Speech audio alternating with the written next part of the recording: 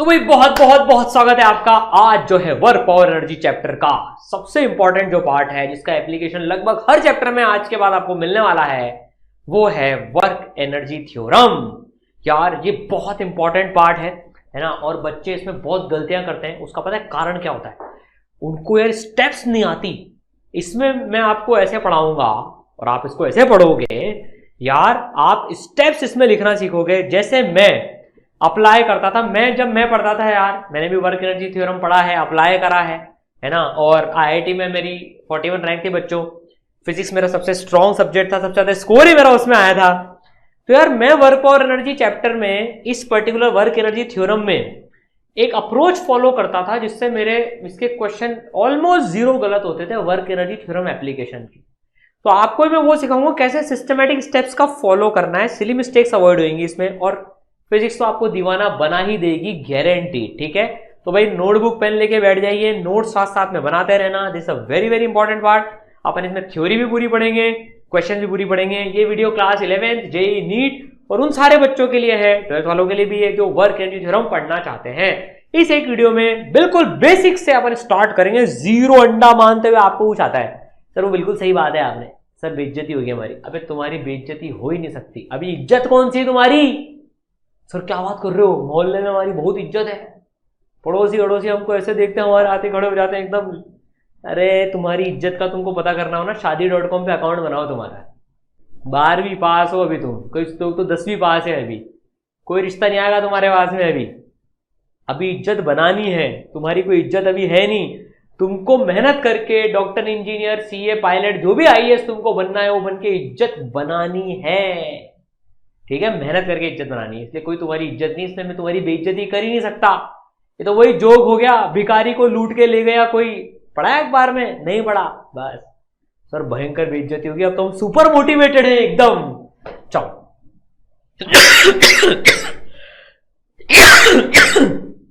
तो यार आज बहुत खांसी भी हो रही है,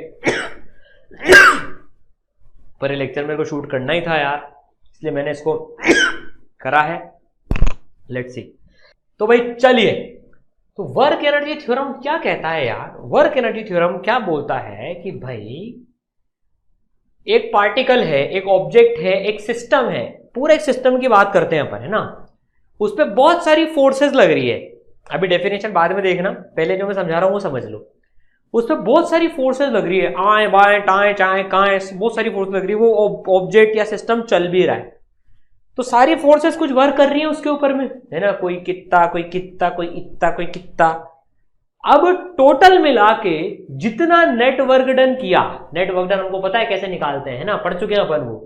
वो होता है उस पार्टिकल या उस सिस्टम की काइनेटिक एनर्जी चेंज के बराबर। मतलब जितना नेट वर्क डन हुआ उतनी डेल्टा के ई मतलब चेंज इन काइनेटिक एनर्जी उस ऑब्जेक्ट में, उस सिस्टम में, उसकी काइनेटिक एनर्जी चेंज हो जाएगी। सर ये क्या बात कर दिया आपने, काइनेटिक एनर्जी पहली बार सुन रहे हैं? बेशर्मो, चुल्लू भर पानी में डूब मरो वगैरह पहली बार सुन रहे हो तो 9 से पढ़ते आ रहे हो kinetic energy. Sir kinetic energy क्या होती है बता दो एक बार, रिवाइज करा देता हूँ चलो, जिनको नहीं आता। काइनेटिक एनर्जी होती है हाफ, एक पार्टिकल के लिए mv², v उसकी स्पीड होती है, उसका स्क्वायर, तो हाफ मास इनटू स्पीड का होल स्क्वायर। स्केलर क्वांटिटी होती है काइनेटिक एनर्जी। वर्क डन भी तो स्केलर होती है, तो स्केलर यो होनी भी ऐसे चाहिए थी। तो kinetic energy final minus kinetic energy initial, मतलब किसी ऑब्जेक्ट पे नेट वर्क डन जितना हुआ सारी फोर्सेस का मिला के वो उसकी काइनेटिक एनर्जी चेंज करेगा। सिंपल सी बात है। ठीक है, वर्क एनर्जी थ्योरम बिल्कुल सिंपल सा स्टेटमेंट है। इसकी मजेदार चीज है, इसको अप्लाई कैसे करते हैं वहां पर गलतियां होती है। ये तो सिंपल है, सबको याद होता है, एक एक गधे को, घोड़े को, शेर को, सबको याद होता है। तो net work done is kinetic energy final minus kinetic energy initial, final kinetic energy minus initial kinetic energy, ये याद है हमको। तो अगर अपन इसको पार्टिकल के लिए देखें बच्चों, तो पार्टिकल के लिए net work done is half m v final square minus half m v initial square हो जाएगा। ये माइनस का साइन है, इसको हम बड़ा कर देते हैं, है ना। Final kinetic energy minus initial kinetic energy, एक पार्टिकल, एक ब्लॉक है, जो भी बोल लो उसके लिए net work done is final kinetic energy minus initial kinetic energy. चलो अब सीधे इस पे अपन स्टेप्स पे कूदते हैं, कैसे स्टेप्स लगाए जाते हैं। राइट, चलो सबसे इंपॉर्टेंट भाई साहब, इसमें तो 5 स्टार बना लेना अपनी कॉपी में। और स्टेप्स टू फॉलो बता रहा हूं ना, यही वो ब्रह्मास्त्र है। रब्बा ने तुझको बनाने में आंधी है हुस्न की, हाँ ये वही है। ये स्टेप्स टू फॉलो आपको इंश्योर कराएंगी कि आप सारे सवाल सही कर रहे हो इस वर्क एनर्जी थ्योरम को अप्लाई करने में। स्टेप्स टू फॉलो क्या है? जब भी आप कोई सा सिस्टम पार्टिकल का एनालिसिस करो तो सबसे पहली स्टेप है सारी फोर्सेस लिख लो जो उस पार्टिकल उस सिस्टम पे लग रही हैं, इंटरनल एक्सटर्नल सब मिला के सारी फोर्सेस नोट डाउन कर लो। किस तरह से नोट डाउन करनी है प्रैक्टिस करके बता दूंगा मैं। मतलब सारी पहले फोर्सेस में दिमाग लगाओ, सीधे क्वेश्चन में जब मत करता हूं मेरे को वर्क एनर्जी थ्योरम लगाना है, नहीं, पहले फोर्सेस देखो कौन कौन सी फोर्सेस लग रही हैं। सबसे बड़ी गलती यहीं पर करते हैं बच्चे, फोर्सेस मिस कर देते हैं।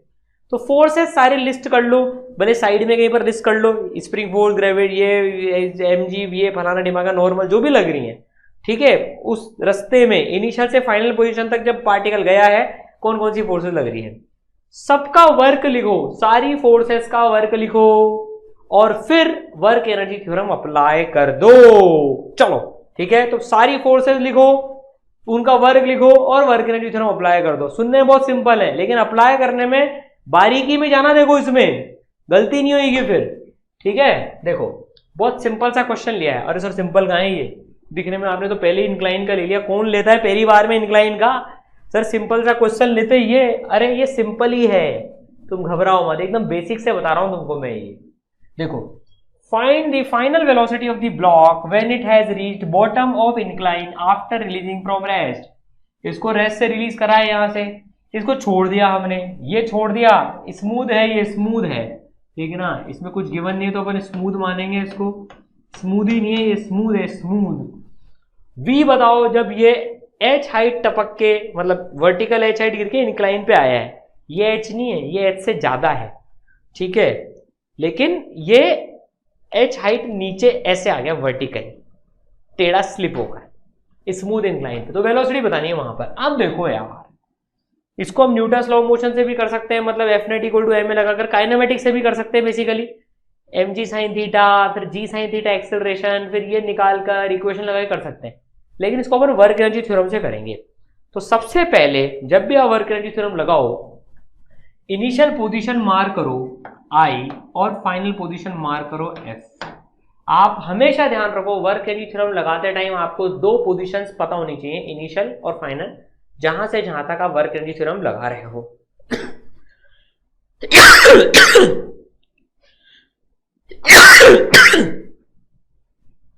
ठीक है, तो ये इनिशियल वो फाइनल, ठीक है, चलो बहुत बढ़िया।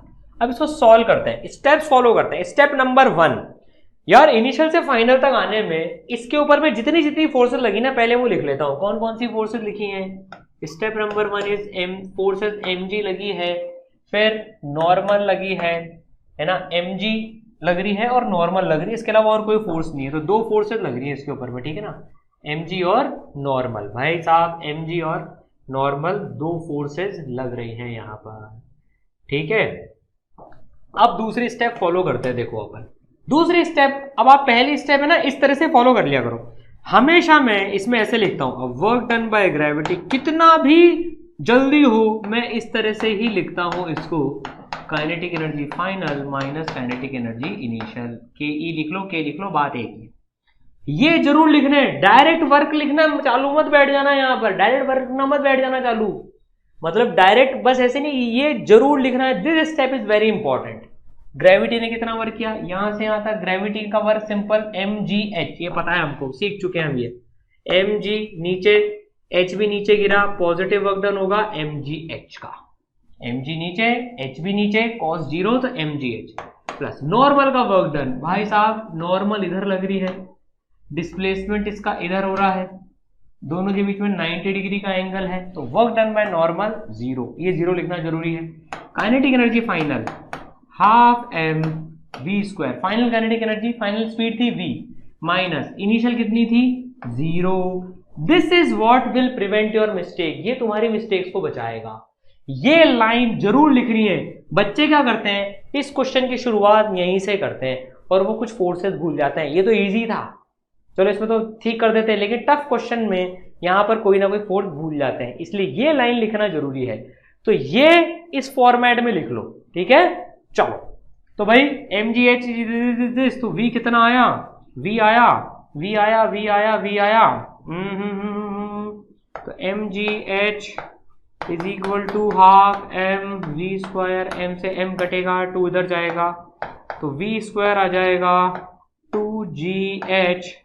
स्क्वायर यहां से हटाते हैं अपन, स्क्वायर यहां से हटाते हैं अपन, तो यह आ जाएगा अंडर रूट। तो v is equal to under root 2gh, v is equal to under root 2gh। आपने एक चीज नोट करी, किसी बॉल को अगर मैं यहां से रेस्ट से छोड़ता u इक्वल टू 0 पर, ये काइनेमेटिक्स में पढ़ा होगा आपने, तो वो भी नीचे अंडर रूट 2gh से आती, वो भी नीचे अंडर रूट 2gh से आती। ये भी h हाइट गिरने के बाद में 2gh से जा रहा है, ठीक है। चलिए आई बात समझ में, स्टेप्स फॉलो करनी है, ऑसम। अब सेम क्वेश्चन है ना, इस तरह से भी आ जाता है ये सेम क्वेश्चन। अब आपको इंक्लाइन स्मूथ के, ये फ्लैट इंक्लाइन के बदले ऊबड़ खाबड़ दे दिया, आपको ऊबड़ खाबड़ दे दिया, और ये भी स्मूथ है, ये भी स्मूथ है, ऊबड़ खाबड़ दे दिया आपको। h हाइट गिरने के बाद में v पूछ रहा है, h हाइट गिरने के बाद में v पूछ रहा है। यहां पर भी वर्क एनर्जी लगाओ, कितनी फोर्सेस, ग्रेविटी और एक नॉर्मल। तो ग्रेविटी और नॉर्मल, तो भाई पहली step wg plus wn equal to ke final minus ke initial, ठीक है, ke final minus ke initial हो गया, ठीक है। Work done by gravity, h नीचे गिरा है, ग्रेविटी को तो फर्क ही नहीं पड़ रहा किसी भी रास्ते से क्या हो, वो तो कांस्टेंट फोर्स है, तो भाई mgh नॉर्मल का 0 ही रहेगा। सर इस केस में नॉर्मल का 0 कैसे रहेगा, हमेशा नॉर्मल फोर्स और डिस्प्लेसमेंट परपेंडिकुलर है, छोटा डिस्प्लेसमेंट नॉर्मल। इधर देखें अगर अपन, नॉर्मल इधर लग रही है, डिस्प्लेसमेंट इधर हो रहा है, इधर देखें नॉर्मल इधर लग रही है, डिस्प्लेसमेंट इधर हो रहा है, तो हर जगह 90 डिग्री का एंगल बन रहा है नॉर्मल और डिस्प्लेसमेंट के बीच में, इसलिए वर्क डन बाय नॉर्मल 0 है। तो यहां पर भी अंडर रूट 2gh होगो रे होगो, आयो समझ में, आ गयो, ठीक है। चलिए तो स्टेप्स में ये लाइन लिखना बहुत जरूरी है। चलिए अगला सवाल है ना, देखते हैं। अब ये बहुत प्यारा सवाल है। सर आप तो खतरनाक खतरनाक सवाल ही कर रहे हो, अरे इससे तुम्हारी इतनी फिजिक्स स्ट्रांग हो जाएगी ना, मजा आ जाएगा। विच ball will have maximum speed when hitting the ground if they are thrown from same height h, same building से फेंका है और इनिशियल स्पीड भी सबकी सेम है, लेकिन एंगल अलग अलग है, एंगल अलग अलग है। किसी को ऊपर फेंका है तो कहीं और गिरेगी, कोई कहीं और गिरेगी, फिर किसी को ऐसे, किसी को सीधे नीचे फेंका है। तो अगर मैं नंबर बताऊं इसमें 1 2 3 4, तो आप मुझे कमेंट में आंसर बताना 1 2 3 4 में से किसकी स्पीड सबसे ज्यादा होगी जब वो जमीन पे गिरेगा। भाई ये 3 नंबर वाला कुछ हो सकता है ऐसे गिरे, ये 2 नंबर वाला हो सकता है यहाँ गिरे, 1 नंबर वाला हो सकता है यहाँ गिर जाए। ये किसकी स्पीड सबसे ज्यादा होगी गिरते टाइम, वो बताओ, फील से बताओ। सर देखो 4, मेरा आंसर तो 4 है, क्योंकि इसने नीचे फेंकी है ना, नीचे फेंकी है एकदम, तो भाई नीचे जाएगी वो, तो भाई 4 होना चाहिए आंसर। आपका भी अगर आंसर 4 आया है तो आप कमेंट में बताना सर 4 आया, अभी बता दो कमेंट में, सॉल्व करने के बाद बताना नालायक को, ठीक है ना। चलो देखते हैं इसका आंसर पता है क्या है, इसका आंसर है 4। नालायक को जिनका 4 है लपड़ लगाओ खुद को, 4 नहीं है, इसका आंसर है सबकी सेम होगी v। सर क्या बात कर रहे हो, यस सबकी v सेम होगी, सबकी v सेम होगी, सारी बॉल सेम स्पीड से गिरेंगी, एंगल अलग अलग होगा, वेलोसिटी अलग अलग होगी, क्योंकि एंगल अलग अलग है, डायरेक्शन अलग अलग होगा, लेकिन मैग्नीट्यूड सबका सेम होगा। सर क्या बात कर रहे हो, कैसे, देखो ऐसे होगा। ये वर्क एनर्जी थ्योरम लगाते हैं, यहां से फेंका, ये इनिशियल पोजीशन और ये फाइनल पोजीशन, इनिशियल से फाइनल के बीच में कौन कौन सी फोर्सेस, कोई एयर रेजिस्टेंस नहीं है, कुछ भी नहीं है, कौन कौन सी फोर्स है, इकलौती ग्रेविटी, तो WG ग्रेविटी है सिर्फ, फेंका, फेंकते ही U आ गई उसके पास में, U से लेकर V तक की जर्नी है, इनिशियल फाइनल पता कर ली, ग्रेविटी लग रही है बस और कुछ नहीं लग रहा, equal to kinetic energy final minus kinetic energy initial. सारे केसेस में वर्क डन बाय ग्रेविटी कितना है, अरे कैसे भी फेंका हो, ग्रेविटी का वर्क तो रास्ते पे डिपेंड करता ही नहीं है, सिर्फ हाइट डिफरेंस पे करता है, तो ग्रेविटी का वर्क डन है mgh, final kinetic energy half m v square minus initial kinetic energy half m u square. Oh my god, you सबकी सेम है, एच सबकी सेम है भाई साहब, इनिशियल सबकी सेम गिवन है क्वेश्चन में, एच सबकी सेम है क्वेश्चन में। सर क्या बात कर रहे हो, एच तो इसकी ज्यादा है ना 1 नंबर की। अबे नेट एच देखी जाती है इनिशियल से फाइनल तक, एच सेम है, ये सेम है, ये सेम है, दैट इम्प्लाइज वी भी तो सेम आएगी, सबकी वी सेम आएगी। आ गए हो समझ में, थोड़ी फील आई, फील भी आ गई। अब बताओ कमेंट में किस किसने आंसर 4 या 1 दिया था। ठीक है, चलो भाई अगला क्वेश्चन देखते हैं, है ना भाई। देखो क्वेश्चन के फॉर्मेट में अपन ये समझ रहे हैं, वर्क एनर्जी थ्योरम में यही तो क्वेश्चन। यार मुझे तुम लोगों का ना फिजिक्स का डर हटाना है, मोहब्बत पैदा करनी है, फिजिक्स के लिए मोहब्बत पैदा करनी है भाई। बोलो हमको मोहब्बत है, सब बोलो हमको मोहब्बत है। भैया पूरा बोलना, चलो रुको, हमको फिजिक्स से मोहब्बत है। हाँ ये तो एक बार हो गया था ऐसे, एक बच्चे ने बोला था सर मैं बोल रहा था मोहब्बत है, पीछे से मम्मी आई लपट चिपका के चली गई। अबे क्या बोल रहे तेरे सर, क्या सिखा रहे हैं तेरे को ये, पूरा बोलो हमको फिजिक्स से मोहब्बत है ना। फिजिक्स ने दीवाना बनाना चालू कर दिया है, ऐसे पढ़ेंगे ना बन जाएंगे दीवाने, मोहब्बत हो जाएगी, दिखने लग जाएगी। देखो अब इसमें क्या है, what is the work done, ये पता है। मैं आपको एक चीज बताता हूँ, ऐसा सेम सवाल सिमिलर क्वेश्चन इरोडो में भी है, थोड़ा सा डेटा चेंज है, वो वेरिएबल में खेलता है, मैंने वैल्यूज ले ली, पर ये सवाल इरोडो लेवल का सवाल है, लेकिन इसका सोल्यूशन बहुत सिंपल है अगर सही डायरेक्शन से अप्रोच कर लिया तो। इसको देखो, work done by friction if the block, work done by friction पूछ रहा है ये, okay. If the block on mass 2 kg reaches bottom of rough incline, rough hill with 20 metre per second after releasing from 10 metre per second. Question क्या बोलना चाह रहा है भाई साहब, इसको यहां से देवी और सज्जनों 10 मीटर पर सेकेंड से फेंक दिया, इसको धक्का देके छोड़ दिया, जैसे आपको घर वाले करेंगे अगर आपने पढ़ाई लिखाई नहीं करी तो, है ना। अब ये रफ है, अब क्वेश्चन में गिवन है ये रफ है भाई साहब, मतलब इसका कुछ म्यू होगा। ये रफ इंक्लाइन से जाते जाते यहां तक पहुंच रहा है ये और ये 20 मीटर पर सेकेंड पे गया यहां पर, ये मतलब जब ये नीचे उतर के आया तो 20 मीटर पर सेकेंड इसकी स्पीड थी, ऊपर 10 थी। वर्क डन बाय फ्रिक्शन बताना है। आप देखो, अब इसके देखो, अब ध्यान देना क्वेश्चन में बच्चे कैसे करते हैं, आप ट्राई करो इसको करना, पहले आप ट्राई करो पॉज करके। अब इसमें देखो, आप कई बच्चे ऐसे ट्राई करते हैं, यार फ्रिक्शन का work done mu coefficient given होता, क्वेश्चन में तो म्यू भी गिवन नहीं है, कैसे निकालें, फिर म्यू एन इनटू डिस्प्लेसमेंट, उससे करने की कोशिश करते हैं, उससे बहुत मुश्किल है क्वेश्चन करना, हर जगह एन अलग अलग है ना, और डिस्प्लेसमेंट कितना हो रहा है वो भी नहीं पता। तो इसमें हमको वर्क एनर्जी की अप्रोच लगानी पड़ेगी, इनिशियल पोजीशन मार्क करो, फाइनल पोजीशन मार्क करो, हमेशा करा करो। अब स्टेप फॉलो करते हैं अपन, स्टेप फॉलो करते हैं, कितनी कितनी फोर्सेस हैं पूरे रास्ते भर में, कितनी कितनी फोर्सेस हैं। स्टेप नंबर 1 पहले वो देखो भाई, ग्रेविटी, फिर कौन, नॉर्मल भी लग रही है, नॉर्मल, फिर रफ है तो जर्नी में फ्रिक्शन भी लग रही है, वर्क डन बाय फ्रिक्शन। और कोई फोर्स है क्या देख लो, ग्रेविटी, नॉर्मल और फ्रिक्शन, इसके अलावा और कोई फोर्स नहीं है। Equal to kinetic energy final minus kinetic energy initial. अब मेरी गलती होएगी नहीं, अब नहीं होएगी गलती। ग्रेविटी ने कितना वर्क किया है ना, ये क्वेश्चन मार्क है, देखो अब ये क्वेश्चन मार्क है, ये क्वेश्चन मार्क है। ग्रेविटी ने कितना वर्क किया, mgh, h कितना है 20 मीटर नीचे गिरा है वो। नॉर्मल ने कितना वर्क किया, 0, समझ चुके हैं पहले। नॉर्मल हमेशा इस ऐसे केसेस में 0 ही वर्क करता है, क्योंकि नॉर्मल डिस्प्लेसमेंट के परपेंडिकुलर होता है हमेशा, डिस्प्लेसमेंट टेंजेंट के अलोंग, नॉर्मल के along, plus work done by friction, ये तो निकालना है, ये तो निकालना है। Kinetic energy final half M, mass भी गिवन है शायद, 2 kg मास गिवन है, वैल्यू डाल देंगे बाद में। 20 स्क्वायर, v की वैल्यू डाल दी minus half m into 10 square, n की वैल्यू 2 डालो, वर्क डन बाय फ्रिक्शन आ जाएगा, कैलकुलेशन कर लेना। ठीक है, m की वैल्यू 2 डाल देते हैं तो 20 400 इज इक्वल टू 400।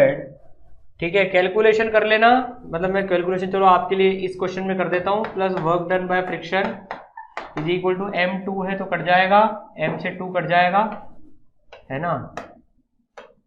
ठीक है, ये 2 है तो 400 माइनस 100 300।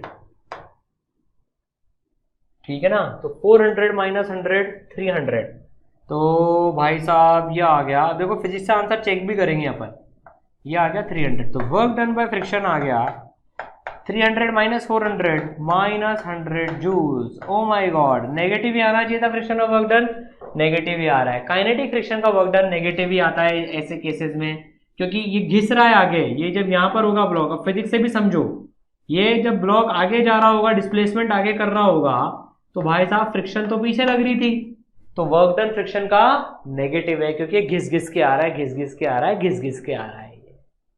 तो फ्रिक्शन का वर्क डन माइनस 100 जूल आ गया टोटल मिला के। तो ये इनडायरेक्ट तरीके से अपन ने वर्क डन निकाल लिया। आ गए हो समझ में सर, आ गए हो समझ में। इसी तरह की कई क्वेश्चन आते हैं एयर ड्रैग के भी। बॉल ऊपर फेंकी 20 से, नीचे आई 10 से वापस, बताओ फ्रिक्शन का वर्क डन कितना हो गया, सॉरी एयर ड्रैग का वर्क डन कितना हो गया। ऐसे क्वेश्चन भी आ जाते हैं। ऊपर फेंकी 20 से, लौट के आनी चाहिए थी 20 से। यार अपन ग्रेविटी में क्या पढ़ते थे, 20 से फेंकी 20 से आनी चाहिए थी, नहीं पर लौट के आई 10 से। तो बताओ इस तरह से सॉल्व करते हैं उसको भी। ठीक है, चलिए बहुत बढ़िया। अब कुछ क्वेश्चन स्प्रिंग के कर लेते हैं, विजुलाइज करके करेंगे। स्प्रिंग कांस्टेंट के गिवन है 100 न्यूटन पर मीटर। ये ब्लॉक है 10 मीटर पर सेकंड से फेंका गया है, 10 मीटर पर सेकंड से इस ब्लॉक को इधर फेंका गया है। ये पूछ रहा है स्प्रिंग में मैक्सिमम कंप्रेशन कितना आएगा। मैक्सिमम कंप्रेशन, ओ देखो वापस से देखो, मैक्सिमम कंप्रेशन, क्या विजुलाइज करवाया है यार, परफेक्ट परफेक्ट। तो देखो इनिशियली ये फाइनल स्टेज हो गई भाई। इनिशियली जो ब्लॉक था वो यहां पर था, है ना। स्प्रिंग अपनी नेचुरल लेंथ पोजीशन पे थी, ये नेचुरल लेंथ पोजीशन है। जब कोई कनेक्टेड नहीं होता तो स्प्रिंग नेचुरल लेंथ पोजीशन पे खड़ी होती है, पड़ी होती है, खड़ी पड़ी ठीक है, पड़ी होती है जब वो कोई कनेक्टेड नहीं है यहां पर। तो स्प्रिंग नेचुरल लेंथ पोजीशन पे थी, ये इनिशियल पोजीशन थी, है ना। ये इनिशियल पोजीशन है, ये इनिशियल पोजीशन है स्प्रिंग की। फिर ये जब ब्लॉक आया तो ये भाई साहब ये हो गई फाइनल पोजीशन, ये हो गई फाइनल पोजीशन। इसमें हम मान लेते हैं कंप्रेशन आया डी, कंप्रेशन आया डी, जो निकालना है हमको। जब ब्लॉक यहां से गुजरा था, तो उसकी स्पीड थी 10, ठीक है, तो उसकी स्पीड थी 10 मीटर पर सेकंड से यहां से गुजरा था वो इनिशियल पोजीशन से। अब मैक्सिमम कंप्रेशन कब आएगा वो सोचना है। मैक्सिमम कंप्रेशन तब होगा, मतलब ये स्प्रिंग को कितना दबाएगा। ये पहले आ रहा था, इसने स्प्रिंग को दबाना चालू किया, अब ठीक है ना, किया स्प्रिंग को दबाना चालू किया। स्प्रिंग उधर फोर्स लगा रही थी, स्प्रिंग कह रही थी रुक जा ओ दिल दीवाने, रोकू मैं तुझे, स्प्रिंग उधर फोर्स लगा रही है, ये इधर आ रहा है, और ये रुक जाना नहीं, और स्प्रिंग फोर्स लगा रही है, और ये इधर आ रहा है। तो ये धीरे धीरे इसकी स्पीड कम हो रही है, ये स्प्रिंग को दबाया जा रहा है, स्प्रिंग और फोर्स लगा रही है। फाइनली ये 1 सेकेंड मतलब मोमेंट के लिए रुक गया। स्प्रिंग बोलेगी हाँ अब मुझे और कोई नहीं दबा रहा ज्यादा। तो मैक्सिमम कंप्रेशन जब आएगा तब आएगा, मैक्सिमम कंप्रेशन तब आएगा when, this is the most important part to understand in this question, when v equal to 0, जब इस ब्लॉक की वेलोसिटी 0 हो जाएगी, ये जस्ट रुक जाएगा, तब स्प्रिंग बोलेगी ठीक है अब तू मुझे और नहीं दबा रहा, नहीं तो पहले तो मुझे दबाया जा रहा था, मैं कुछ नहीं कह, दबाया जा रहा था, अब मैं फोर्स लगा रही हूं, तेरे को रोक दिया मैंने। तो मैक्सिमम दबाव कंप्रेशन कब आएगा, जब ये ब्लॉक बोलेगा ठीक है रुक गया मैं, रुक गई तू, समझ गए? ये ठीक है वापस भी जाएगा, लेकिन हमें उससे क्या, हमें तो सिर्फ मैक्सिमम कंप्रेशन निकालना है। तो किसी भी क्वेश्चन को बच्चे कहते हैं ना कॉन्सेप्ट समझ में आ गया, क्वेश्चन नहीं हुआ, वो ये इसलिए नहीं होता क्योंकि आपको क्वेश्चन की अप्रोच नहीं आती कई बार। तो देखो मैंने सिंपल अप्रोच लगाई, इनिशियल पोजीशन, फाइनल पोजीशन, बस ठीक है। अब देखो पूरे रास्ते में कितना कितना किसका वर्क हो रहा है वो देख लो एक बार। सर डायरेक्ट नहीं लगाना, वर्क एनर्जी थ्योरम लगाएंगे। सबसे पहले देखेंगे कौन कौन सी फोर्सेस हैं। 3 फोर्सेस दिख रही है यहां पर। सर क्या बात कर रहे हो, हमको तो एक ही दिख रही है स्प्रिंग की। नहीं नालायको, 3 फोर्सेस हैं, mg, नॉर्मल और spring. Yes, work done by gravity. Sir आप कितनी बार लिख चुके हो, मैं कम से कम 1 करोड़ बार लिख चुका हूँ, इतनी बार पढ़ा चुका हूँ मैं सारी चीजें, लेकिन फिर भी मैं लिखता हूँ ये वर्क डन बाय स्प्रिंग। 3 ही फोर्सेज हैं, kinetic energy final minus kinetic energy initial. कभी गलती नहीं होती ऐसा लिखेंगे, दिस इज द अप्रोच। ऐसे नंबर लाए जाते हैं फिजिक्स में। ग्रेविटी ने कितना वर्क किया यार, ये ब्लॉक हॉरिजॉन्टल मूव कर रहा है, ग्रेविटी लग रही है नीचे, मूवमेंट हो रहा है इधर 90 डिग्री। 90 डिग्री तो तुम तो 0 हो जाओ। नॉर्मल लग रहा है ऊपर, डिस्प्लेसमेंट हो रहा है इधर 90 डिग्री, तुम भी 0 हो जाओ।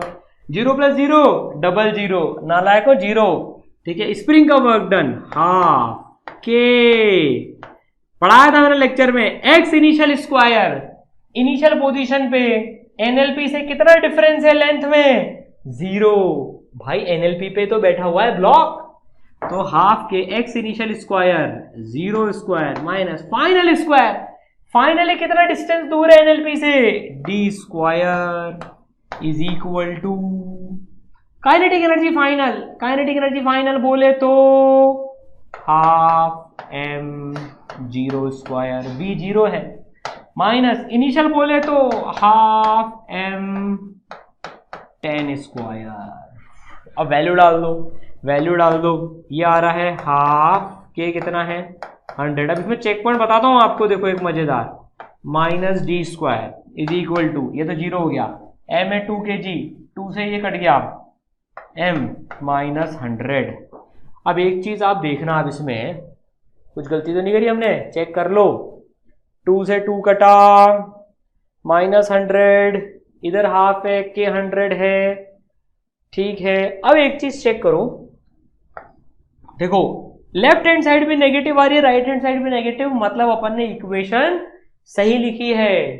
कई बार क्या होता है बच्चे गलती कर देते हैं, देखो मैं इसमें आपको फिजिक्स को देखने का वो तरीका भी बता रहा हूं। अगर मान लो ये पॉजिटिव आ जाती है इस साइड आपकी और इस साइड नेगेटिव आ रही है, मतलब आपने कुछ गड़बड़ करा है। ये चेक पॉइंट्स होते हैं फिजिक्स में।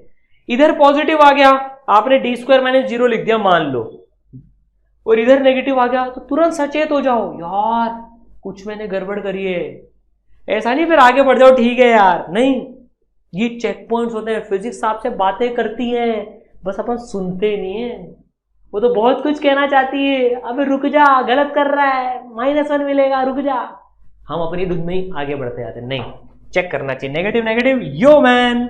अब सॉल्व कर लेंगे, 100 से 100 कटेगा, 2 उधर जाएगा, that implies d is equal to √2 metre, है ना। कैलकुलेशन में तो वैसे तो सही लग रही है, कुछ मिस्टेक होगी तो कोई टेंशन नहीं है, लेकिन √2 metre is the answer. Maximum compression √2 metre का आएगा, 1.414 मीटर आ जाएगा, है ना। के इतना है और ये मास भी 2 है, ये कटेगा और 100 आएगा, ये सही है, सही है, यस, ठीक है। तो अप्रोच फॉलो करेंगे, गलतियां नहीं होगी। चलिए बहुत बढ़िया, मचा दिया। ओ माय गॉड, ओ भाई साहब, ये क्या लेवल का क्वेश्चन आ गया सर, अब अलग लेवल का क्वेश्चन आ गया सर। अब ये तो अब ये बहुत अच्छे लेवल का क्वेश्चन अपन कर रहे हैं। देखो अपन, मैंने आपको बताया था बिल्कुल बेसिक से अपन एक अच्छे लेवल तक के क्वेश्चन तक जाएंगे, ठीक है। क्वेश्चन पढ़ते हैं। Find D, what is D? D for dog, अबे डी फॉर डॉग नहीं, डी है वो। After which the block will stop, जिसके बाद ब्लॉक रुकेगा। If the curved part is smooth, okay, this is smooth, curved part smooth है, and the flat part is rough, और ये जो flat part है ये rough है, flat part rough है। फ्रिक्शन पता नहीं कहां से आ गए हो, having coefficient of friction is mu, friction coefficient है म्यू, म्याऊ नहीं है ये, म्यू है म्यू। अच्छा तो ये स्मूथ है, ये रफ है। ओ तो इसको यहां से टपका दिया, यू जीरो से छोड़ दिया तो ये आएगा आएगा आएगा आएगा, भागेगा। फ्रिक्शन बोलेगी रुक जा ओ दिल दीवाने, उसको रोक लेगी। तो हमको डी डिस्टेंस बताना है कितने देर बाद डिस्टेंस डी के बाद में रुकेगा। पॉज करो वीडियो और ट्राई करो ये क्वेश्चन। अब देखो आपने पॉज करके ट्राई किया, आंसर भी आया होगा। अब इसमें कई बच्चे क्या करते हैं, देखो मैं आपको बताता हूं, कई बच्चों ने किया होगा। जिसने ऐसे किया है वो कमेंट में बताना सर मैंने ऐसे किया है। और मुझे पता है इस कमेंट से पता भी पड़ता है लास्ट तक कौन वीडियो देख रहा है, ठीक है ना, सब पता पड़ जाता है इससे। ये ए है पॉइंट, ये बी ले लेते हैं और ये लास्ट वाला पॉइंट सी ले लेते हैं। कई बच्चे क्या करते हैं, कोई गलती नहीं है उसमें, सोच सोच का फर्क है। कई बच्चे पहले ए से बी सॉल्व करते हैं कि बी पे मैं स्पीड निकाल लेता हूं, फिर बी टू सी अलग सॉल्व करते हैं, फिर बी टू सी अलग सॉल्व करते हैं। तो उससे थोड़ी सी स्ट्रेस बढ़ जाती है। अपन इसमें फिजिक्स की जादूगरी अपनाएंगे, अपन directly A to C solve करेंगे। A is my initial position, मुझे आपको ये सिखाना है इसमें, and C is my final position. B बीच का रास्ता भूल जाओ। सर कंफ्यूजन आता है जिंदगी में, ये स्मूथ पार्ट है वो रफ पार्ट है, स्मूथ पार्ट पे सर अलग है, वहां फ्रिक्शन नहीं लग रहा, दोनों को कैसे एक साथ करके कर सकते हैं। अरे भैया रास्ता है, जर्नी है, जिंदगी तो एक ब्लॉक की बात हो रही है ना, तो मोशन को बीच में तोड़ने की जरूरत नहीं है तुम्हें, तुम वर्क एनर्जी कहीं से भी कहीं तक लगा सकते हो। सिस्टम एक होना चाहिए, ऐसा नहीं सिस्टम ही अलग हो गया, नहीं, सिस्टम तो एक ही है, ब्लॉक एम मास का है, तो तुम्हें मोशन ब्रेक करने की जरूरत नहीं, तुम्हारी लर्निंग है। इस कहानी से हमें ये शिक्षा मिलती है कि फ्रिक्शन जर्नी को बीच में तोड़ने की जरूरत नहीं है, नहीं है, नहीं है, नहीं है। अब देखो ए टू सी में कितनी कितनी फोर्सेस लग रही हैं, ए से सी तक, चाहे छोटे से पार्ट के लिए लग रही हो चाहे बड़े पार्ट के लिए लग रही हो, तुम टेंशन मत लेना। मुझे तो ये डी डिस्टेंस निकालना है, म्यू फ्रिक्शन कोफिशिएंट है। बहुत प्यारा सवाल है ये। ए टू सी में मैं वर्क एनर्जी से सॉल्व करना चाहता हूं इसको, अपन इसको वर्क एनर्जी सॉल्व करेंगे। कैसे अप्रोच करें, कैसे करें, दिमाग ही नहीं लगाना, वैसे भी कैसे लगा सकते हो, जो होगा वही लगाओगे, सर फिर बेइज्जती। अरे टेंशन मत लो तुम। ए टू सी में फोर्सेस लिखो, देखो मैं तुमको स्ट्रेंथ दिखाई देना, सारी फोर्सेस लिखो कौन कौन सी है। सर ए टू सी में चाहे थोड़े से टाइम के लिए लग रही हो, लग रही है, लिखनी है। ग्रेविटी लग रही है सर, ठीक है, फिर नॉर्मल लग रहा है ना, नॉर्मल फोर्स भी तो लग रही है। फिर बी टू सी में तो फ्रिक्शन भी लग रही है, फ्रिक्शन, ठीक है, और कुछ लग रही हो तो देखो, ग्रेविटी हो गई, नॉर्मल हो गई, फ्रिक्शन हो गई, बस। Kinetic energy final minus kinetic energy initial. Gravity ने कितना वर्क किया, एक एक चीज लिखते जाओ, काम खत्म, क्वेश्चन इतना सिंपल हो गया। ग्रेविटी ने कितना वर्क किया यहां से यहां तक, कितना नीचे गिरा, ये कितना नीचे गिरा, आर हाइट गिरा, नीचे आर गिरा, एम जी भी नीचे है तो एम जी और नीचे r, m g r. Normal का वर्क डन। सर तो जिंदगी से जीरो आ रहा है, यहां चेक करते हैं। नॉर्मल यू था, डिस्प्लेसमेंट ऐसे था, नॉर्मल ऐसे, डिस्प्लेसमेंट ऐसे, यहां पर नॉर्मल ऊपर, डिस्प्लेसमेंट आगे 90 90 आंटी आंटी नहीं 90 हो, ये तो जीरो हो गया। नॉर्मल का वर्क डन तो जीरो हो गए हो, आ गए हो बिटवा, समझ में आ गए हो। और फ्रिक्शन का वर्क डन में बच्चे बैंड बजाते हैं अपनी। फ्रिक्शन का वर्क डन बड़ा पेचीदी वाला होता है, फ्रिक्शन का वर्क डन। चलो ये लिखते हैं फ्रिक्शन का वर्क डन। चलिए काइनेटिक एनर्जी फाइनल, अरे वी जीरो, अरे जीरो, मजो आ गए हो, वी जीरो है, ये रुक गया यहाँ पर।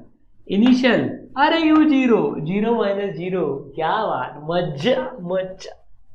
Work done by friction, work done by friction. अरे यार अब ये देखते हैं, इसको अलग से लिखते हैं। देखो ये ब्लॉक B2C, मतलब फ्रिक्शन यहां से यहां लग रहा है B2C ही, ठीक है ना। तो फ्रिक्शन ब्लॉक जा रहा है आगे, उसका डिस्प्लेसमेंट हुआ D। फ्रिक्शन काइनेटिक लग रहा है पीछे क्योंकि आगे स्लिप मार रहा है। फ्रिक्शन कितना लग रहा है काइनेटिक, म्यू एन।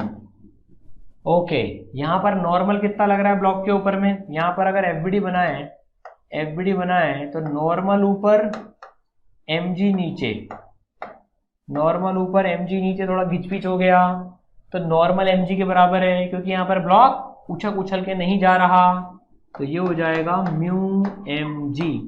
तो फ्रिक्शन लगी म्यू mg, डिस्प्लेसमेंट हुआ d, तो वर्क डन बाय फ्रिक्शन, और फ्रिक्शन कांस्टेंट है बिकॉज काइनेटिक फ्रिक्शन है, तो फ्रिक्शन लगी तो वर्क डन बाय फ्रिक्शन अगर अपन यहां पे लिखे हैं work done by friction mu mg, तो फोर्स हो गई, d डिस्प्लेसमेंट हो गया, F S cos theta cos 180 degree. बहुत प्यारा सवाल है सर, 180 कहां से आया? ससुराल से आया नालायक को तुम्हारे। फ्रिक्शन पीछे, डिस्प्लेसमेंट आगे, गधेड़ों कितना हुआ एंगल? फ्रिक्शन पीछे, डिस्प्लेसमेंट आगे, आगे, अपोजिट वेक्टर, अपोजिट वेक्टर। 180 हुआ ना, कॉस 180 किसी ने 1 बोला ना, मार दूंगा मैं उसको, minus mu mg d, minus 1 होता है कॉस 180 गधेड़ो, तो यहां पर आएगा minus mu mg d। Awesome, इसको उधर ले जाओ ससुराल में, माइनस का प्लस हो जाएगा, तो ये आ गया mgr is equal to mu mg d।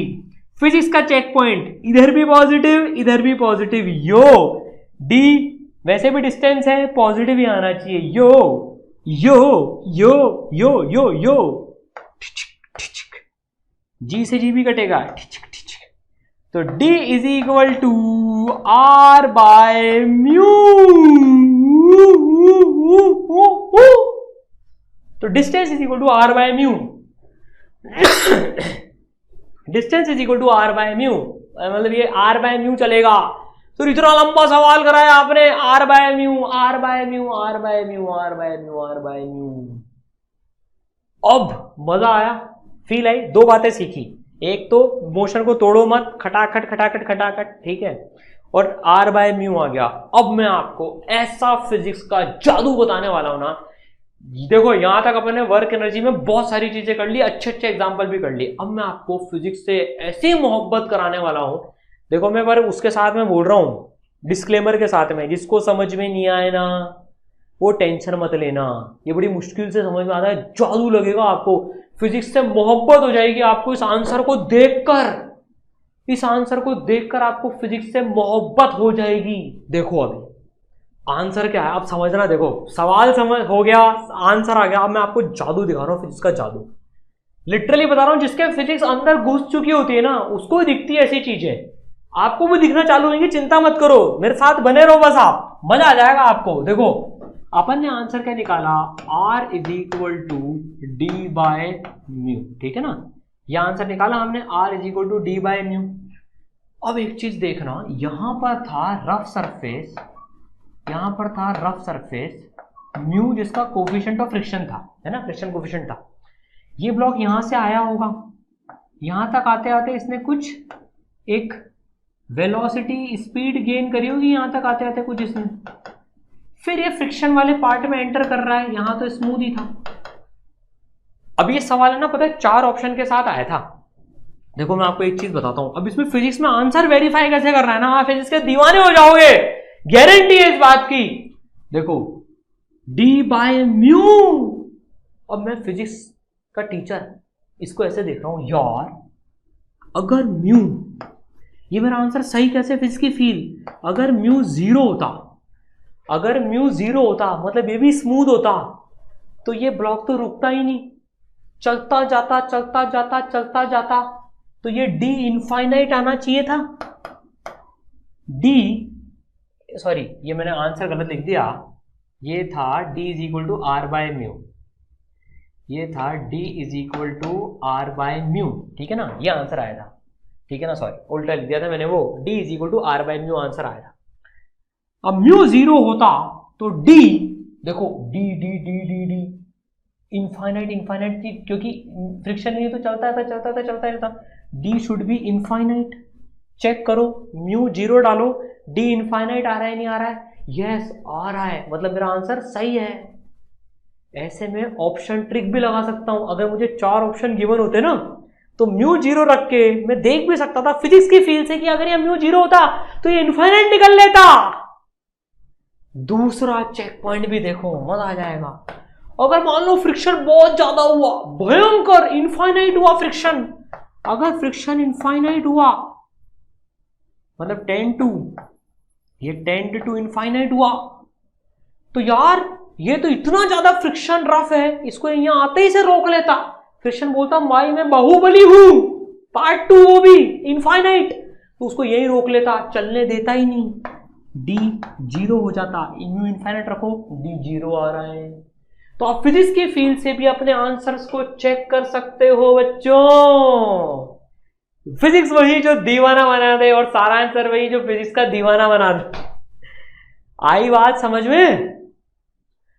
ऐसे आंसर को एनालिसिस करो। D = R/mu आया था यार, फिजिक्स से आंसर भी चेक कर लिया। अब तो कोई माइक का लाल मेरा ये सवाल गलत नहीं करा सकता, मैं तो इसका आंसर भी चेक कर चुका हूं फिजिक्स की फील्ड से। ठीक है, तो ऐसी फिजिक्स की फील्ड में आपकी डेवलप कराता रहूंगा। ठीक है, चलिए मजा आ गया। वर्क एनर्जी थ्योरम हमने पूरा पढ़ लिया, अभी बचा है थोड़ा सा पार्ट है ना भाई। पर ये इसमें जिसको मजा आ गया ना, फिजिक्स की फील आ गई, वो तो 100% कमेंट में बताओ सर इसमें मुझे फिजिक्स की फील आ चुकी है, खतरनाक वाली फील आ गई सर इसमें तो। ठीक है, चलिए अब देखो, अब एक की पॉइंट है, work energy theorem inertial frame में ही वैलिड होता है।